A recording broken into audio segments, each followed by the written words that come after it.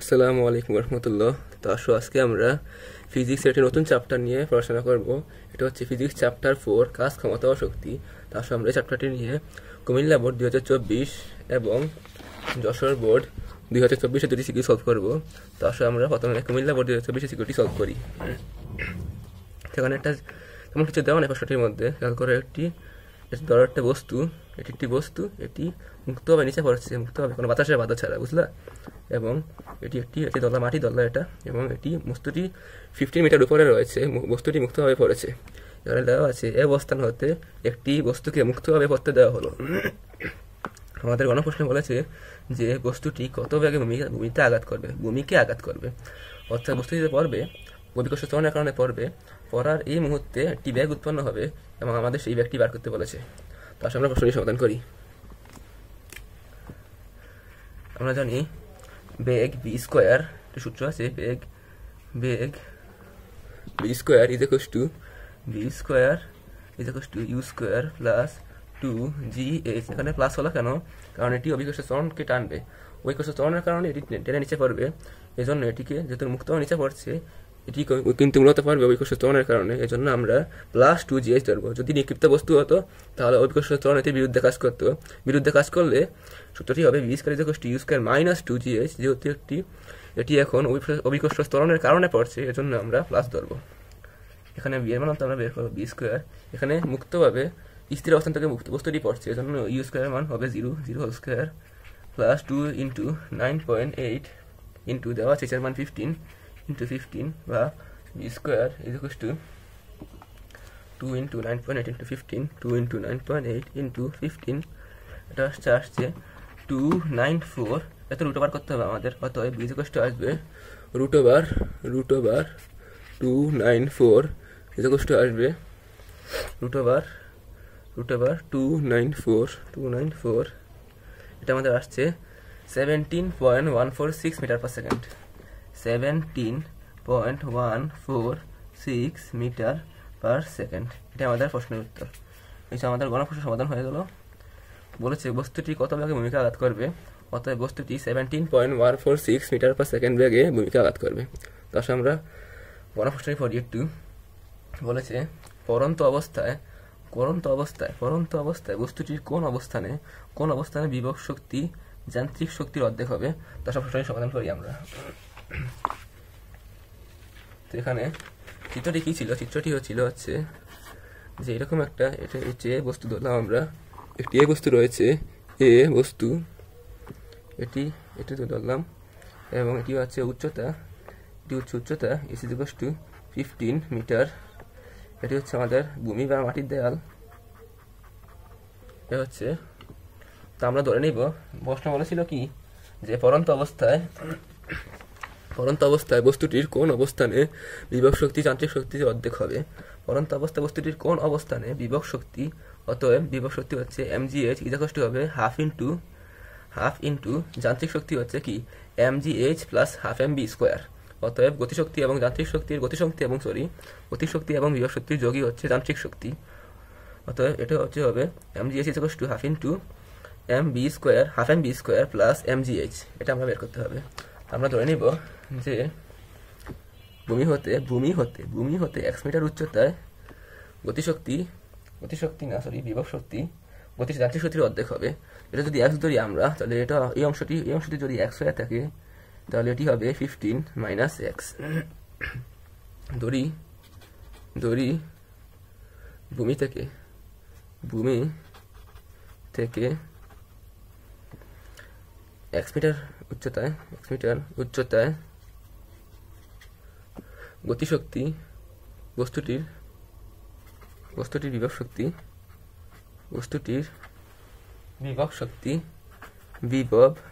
শক্তি যান্ত্রিক শক্তির অর্ধেক হবে। কি হবে এটি হচ্ছে অর্ধেক হবে, ঠিক আছে? এখানে প্রশ্ন মতে কি বলেছে? প্রশ্ন মতে যান্ত্রিক বিভব শক্তি আমাদের প্রথমে দেখতে হবে। বিভব শক্তি mgh হবে যান্ত্রিক শক্তির অর্ধেক হবে। যান্ত্রিক শক্তি এখানে কি যান্ত্রিক শক্তি হচ্ছে half m v square, half m v square plus হচ্ছে হাফ না sorry m g h into half দিতে হবে, যেহেতু শক্তির বিভব শক্তি যান্ত্রিক শক্তির অর্ধেক হবে। বুঝতে পারলা? এম আমাদের এমের মান জানা নেই, তো এখানে আমরা একটা কি কাজ করতে পারি, উভয় পক্ষে এম কাটা দিয়ে দিতে পারি। এম কাটা দিয়ে দিলাম, তো এখানে হবে হচ্ছে আবার যদি লিখি জি এক্স ইকুয়াল টু হবে half into half m v square, m তো কাটা দিয়ে দিয়েছি আমরা, v square plus g h, বা আমরা নিয়ে লেখা নেই কী কী মান দেওয়া আছে আমাদের। জি এর মান হচ্ছে 9.8 metre per second square, 9.8 metre per second square, এবং আমাদের এইচ এর মান হচ্ছে 15 মিটার। তোমরা কিন্তু বিরতি সম্পূর্ণ দেখবে, তাহলে কিন্তু তোমরা তেমন কিছু বুঝতে পারবে না। বুঝতে পারলা? জি এক্স আমাদের তো এক্স এর মান বের করতে হবে, এইচ এর মান দেওয়া আছে, জি এর মান আমরা পেয়েছি। এখানে আবার জি ইন্টু এক্স আমরা যদি খেয়াল করছি, এটা হচ্ছে হাফটা যদি এখানে আসে পড়ে তাহলে ওটি উল্টে যাবে, অর্থাৎ 2 ইন্টু জি এক্স হবে ইকুয়াল টু হবে হাফ। খেয়াল করো, এটা কিন্তু আমরা লিখতে পারি বি স্কোয়ারকে আমরা লিখতে পারি ইউ স্কোয়ার প্লাস 2জি এইচ, কিন্তু এখানে এইচ হবে। এটা কিন্তু গতিশক্তির ক্ষেত্রে কিন্তু আমরা কাউন্ট করবো এতু থেকে এতু পর্যন্ত, এবং বিভব শক্তির ক্ষেত্রে আমরা কাউন্ট করব ভূমি থেকে উচ্চতা পর্যন্ত। উপর থেকে নিচ পর্যন্ত কাউন্ট হবে হচ্ছে গতিশক্তির ক্ষেত্রে, এবং নিচ থেকে উপর ক্ষেত্রে কাউন্ট হবে বিভব শক্তির ক্ষেত্রে। যত এটা গতিশক্তি মান বের করছি আমরা, এজন্য এটি হবে হাফ ইন্টু বি স্কোয়ার মান কত, ইউ স্কোয়ার প্লাস 2জি এইচ, এটা তো লেখা লাগবে না আমাদের, ইউ স্কোয়ার প্লাস 2জি প্লাস 2জি ইন্টু 15 মাইনাস এক্স প্লাস আমাদের জি এইচ, এখানে কিন্তু এইচ এর মানটা হবে এক্স, যেহেতু আমরা বিভব শক্তি বের করছি এম জি এইচ এর ক্ষেত্রে, প্লাস জি এক্স হবে, বা 2জি এক্স এর মান কত, 2 ইন্টু 9.8 ইকুয়াল টু হবে 19.6 এক্স ইকুয়াল টু হবে হাফ ইন্টু 2জি ইউ স্কোয়ার প্লাস 2জি ইন্টু 15, এত জিরোই হবে, আদি ভাগের মান তো জিরো অবশ্যই। 2জি ইন্টু 15, 2 ইন্টু 9.8, জি এর মান 9.8, 2 ইন্টু 9.8 ইন্টু 15, এটা হচ্ছে আসছে আমাদের 294 মাইনাস 19.6 এক্স, 2জি ইন্টু এক্স, এটা হবে 19.6 এক্স, 19.6 এক্স প্লাস জি এর মান আমরা জানি 9.8 এক্স, এটা লিখতে পারলাম আমরা। পরবর্তী পেজে সমাধান করি। আমরা লিখতে পারি যে 19.6 এক্স কি লিখেছিলাম আমরা, বা 19.6 এক্স এটা কোশ্চেন আমরা পেয়েছিলাম হচ্ছে আমরা half into 294 minus 19.6 x plus 9.8 x, বা আমরা এখানে কি করতে পারি, হাফ দিয়ে গুণ করে দিই, অ্যান্সার ইন্টু হাফ হবে হাফ, এটা হচ্ছে আসছে 19.6 এক্স এটা কষ্ট আসছে 147 মাইনাস 9.8 এক্স প্লাস 9.8 এক্স, এই 9.8 এক্স কাটা যাবে, এবং আমার থাকবে এক্স ইকুয়াল টু হবে 147 ডিভাইডেড বাই 19.6, অথবা এক্স ইকুয়াল টু আসবে হচ্ছে 147 ডিভাইডেড বাই 19.6 ইকুয়াল টু আসছে 7.5 মিটার। অতএব বলা যায় যে পরন্ত অবস্থায়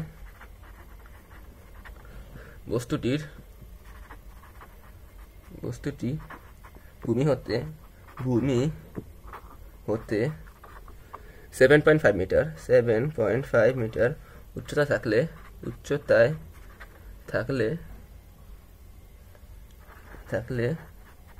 বিভব শক্তি যান্ত্রিক শক্তির অর্ধেক হবে, অর্ধেক হবে। এটা কিন্তু আমার প্রশ্নে বলেছিল, প্রশ্ন ঠিক হয়ে গেল, তার প্রশ্নে আমার দরকার নেই। এটা কিন্তু আমাদের বলেছিল যে পরন্ত অবস্থায় বস্তুটি ভূমি হতে কত উচ্চতায় যান্ত্রিক শক্তি বিভব শক্তি যান্ত্রিক শক্তি অর্ধেক হবে, এটি আমাদের বের হয়েছে 7.5 মিটার উচ্চতায়। আমাদের কিন্তু কুমিল্লা বোর্ড 2024 সিকিউরিটি সলভ হয়ে গেছে। তো আসলে আমরা পরবর্তী সিকিউরিটি সলভ করি। এটা ছিল আমাদের সিকিউরিটি কুমিল্লা বোর্ড 2024 সিকিউ গণং শেষ। আসলে আমরা যশোর বোর্ড 2024 সিকিউরিটি করি এবং সলভ করি। যশোর বোর্ড 2024 সিকিউরিটি খেয়াল করো। এটা হচ্ছে একটি লেখচিত্রের মুক্তভাবে ফলন্ত একটি বস্তু। লেখচিত্রের মুক্তভাবে একটি ফলন্তের বস্তুর সময় বনাম গতিশক্তির একটি গ্রাফ দেওয়া হয়েছে। দেখো সময় হচ্ছে 4 সেকেন্ড 8 সেকেন্ড এবং যত সময় বাড়ছে আস্তে আস্তে ততই গতিশক্তির মান বেড়ে চলেছে। তো খেয়াল করো, লেখচিত্রের মুক্তভাবে ফলন্ত বস্তুর ভর = 2 কেজি, অথবা আমাদের m এর মান দেওয়া হয়েছে 2 কেজি।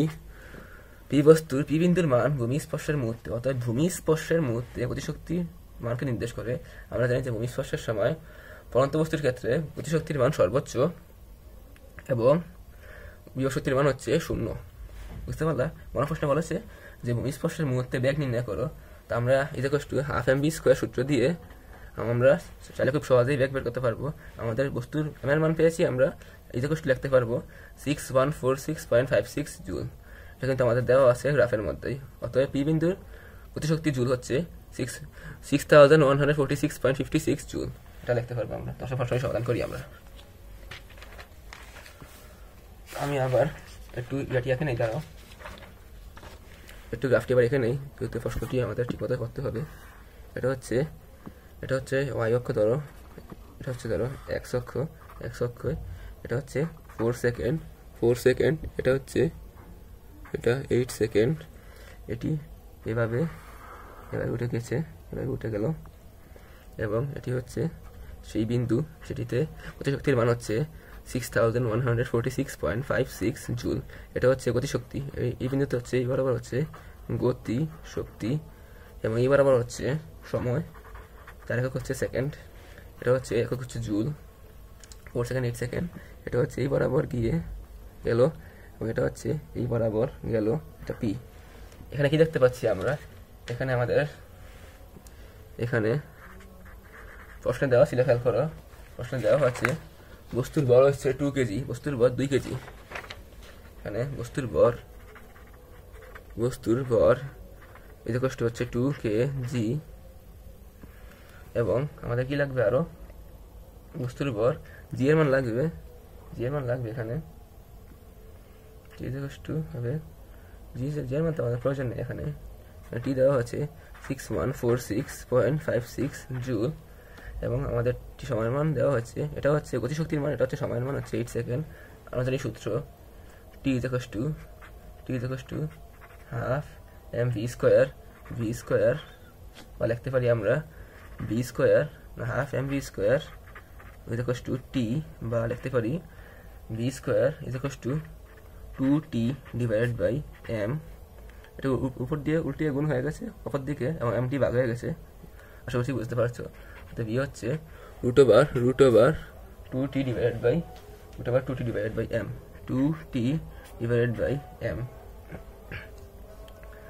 বা v আসবে 2 ইন্টু, এখানে খেয়াল করো টি এর মান দেওয়া আছে 2 ইন্টু টি এর মান 6146.56 ডিভাইডেড বাই m এর মান কত? m এর মান হচ্ছে 2 কেজি, বা v আসবে মানটি বের করছি, দাঁড়াও, √2 ইন্টু 6146.56 ডিভাইডেড বাই 2। এটা হচ্ছে আসছে আমাদের 78.4 মিটার পার সেকেন্ড। এটা হচ্ছে আসছে 78.4 মিটার পার সেকেন্ড। এটা আমাদের প্রশ্নে বলা ছিল, এটা আমাদের প্রশ্নের অ্যান্সার। আশা করছি বুঝতে পারছো। আসলে আমরা পরবর্তী প্রশ্নটি পরিমাণ সমাধান করি। প্রশ্নে বলা হয়েছিল কি? প্রশ্নে আমাদের বলা হয়েছে যে প্রশ্নটি পড়ি আসো। প্রশ্নে বলা আছে উদ্দীপকের তত্ত্ব শক্তির সংরক্ষণশীলতার নীতিকে সমর্থন করে কি? তো শক্তি সংরক্ষণশীলতার নীতি সমর্থন করতে হলে আমাদের গতিশক্তি এবং বিভব শক্তির মান সবসময় সমান আসতে হবে। তো আমরা প্রথমে বস্তুটির পড়ার মুহূর্তের গতিশক্তি এবং বিভব শক্তির যোগফল নির্ণয় করব। তারপরে 4 সেকেন্ডের সময় পড়ার সময় বস্তুর গতিশক্তি এবং বিভব শক্তির মান যোগ করব। তারপরে ভূমি স্পর্শের মুহূর্তে গতিশক্তি এবং বিভব শক্তির মান যোগ করব। তারপরে আমরা দেখাবো যে তিনটা মানই সমান এসেছে। এরপরে আমরা বলতে পারবো যে উদ্দীপকের তত্ত্ব শক্তি সংরক্ষণশীলতা মেনে চলে। তারপর আমরা প্রশ্নটি সমাধান করি। গ, এখানে আমরা তো প্রথমে 4 সেকেন্ড পরে একটা বেগ প্রাপ্ত হবে, তাই না? তো 4 সেকেন্ড পরে আমরা বেগটি নেই। 4 সেকেন্ড পরে বেগ v1 equals to u1 plus gt equals to, যেহেতু এটা মুক্তভাবে পড়ছে এই জন্য প্লাস হচ্ছে মান টি 0 প্লাস 9.8 ইন্টু টি এর মান 4, 9.8 ইন্টু 4, 9.8 ইন্টু 4, এটা হচ্ছে আসছে আমাদের 39.2 মিটার পার সেকেন্ড। আবার কি লেখা যায়, আবার সর্বোচ্চ উচ্চতা, আমাদের সর্বোচ্চ উচ্চতা বের করতে হবে গতিশক্তি মান বের করার জন্য।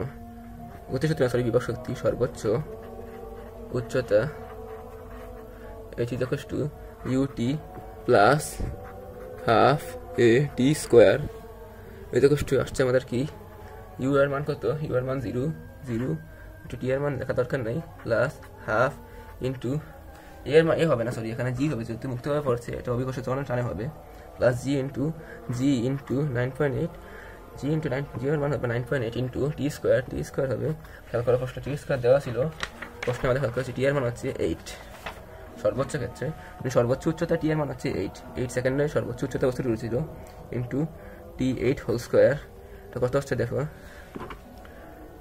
Half into 9.8 into 8 whole square, এটা হচ্ছে আসছে আমাদের 313.6 313.6 মিটার। এটা আসছে আমাদের টি এর মান অতএব আবার আমাদের 4 সেকেন্ডের ক্ষেত্রে 4 সেকেন্ডে উচ্চতা আমাদের বের করতে হবে, 4 সেকেন্ড উচ্চতা এটা কষ্ট হবে, 4 সেকেন্ড উচ্চতায় যদি x ধরি আমরা, x ইজ কষ্ট হবে ut plus half gt whole square equals to ut এর মান 0 প্লাস হাফ ইন্টু 9.8 ইন্টু 4 সেকেন্ডের জন্য বের করবো 4 হোল স্কোয়ার,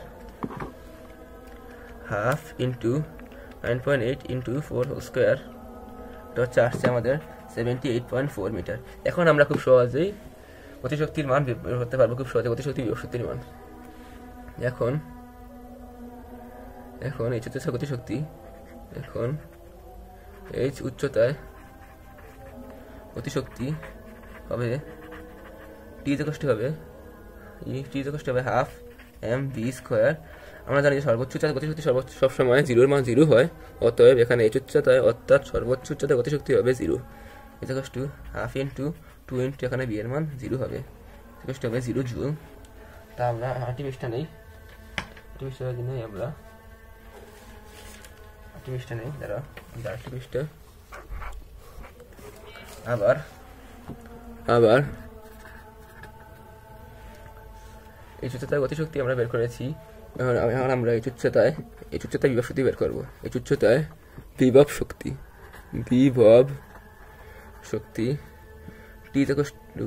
এখানে বিলতে হবে, বি ইকুয়াল টু mgh, এখানে আমার কথা পেয়েছিলাম আমরা, এম এর মান পেয়েছি আমরা হচ্ছে 2 ইন্টু 9.8 ইন্টু আমরা এর মান পেয়েছি, সর্বোচ্চ উচ্চতা পেয়েছি আমরা 313.6 2 ইন্টু 9.8 ইন্টু 313.6 ইকুয়াল টু আসছে 6146.56 জুল। এটা কিন্তু আমরা পেয়েছি, অতএব টি প্লাস বি ইকুয়াল টু আসছে 0 প্লাস 6146.56 জুল ইকুয়াল টু আসছে আমাদের কত আসছে, এটা তো অবশ্যই 6146.56 জুলই আসবে।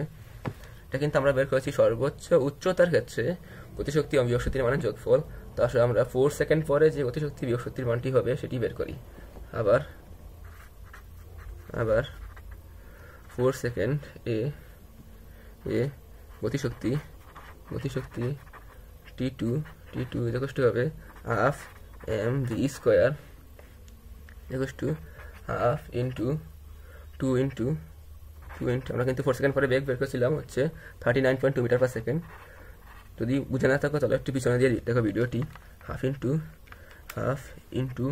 2 ইন্টু 39.2, এটা হচ্ছে আসছে আমাদের হাফ ইন্টু 39.2 হোল স্কোয়ার হবে, হোল স্কোয়ার এটা আসছে 1536.64 জুল। আবার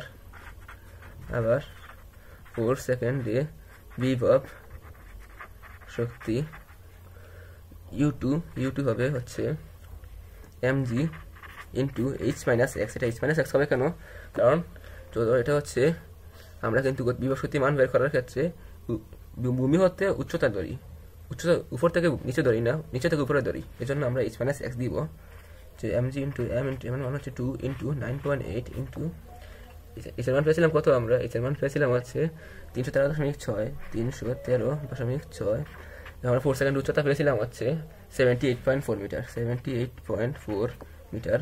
এটা হচ্ছে আসছে 2 ইন্টু 9.8 ইন্টু হচ্ছে 313.6 মাইনাস 78.4, এটা আসছে আমাদের 64609.92 জুল।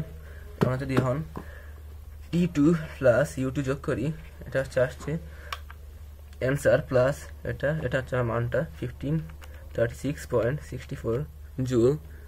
এটা আসছে 6146.56 জুল।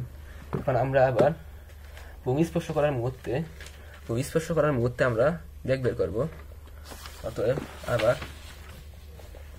আবার ভূমি স্পর্শ করার মুহূর্তে গতিশক্তি, ভূমি স্পর্শের মুহূর্তে গতিশক্তি হচ্ছে গতিশক্তি T3 ধরি, half mv square equals to half into 2 into আমরা কত মান পেয়েছিলাম, 78.4 মিটার পার সেকেন্ড পেয়েছিলাম সর্বোচ্চ বেগ, অর্থাৎ ভূমি স্পর্শ করার মুহূর্তে বেগ 78.4 whole square half into 2 into 78.4 whole square, এটা কত আসছে আমাদের 6146.56 জুল। আমরা জানি ভূমি স্পর্শের মুহূর্তে গতি বিভব শক্তি হচ্ছে 0। ভূমি স্পর্শ করার মুহূর্তে বিভব শক্তি হচ্ছে mgh।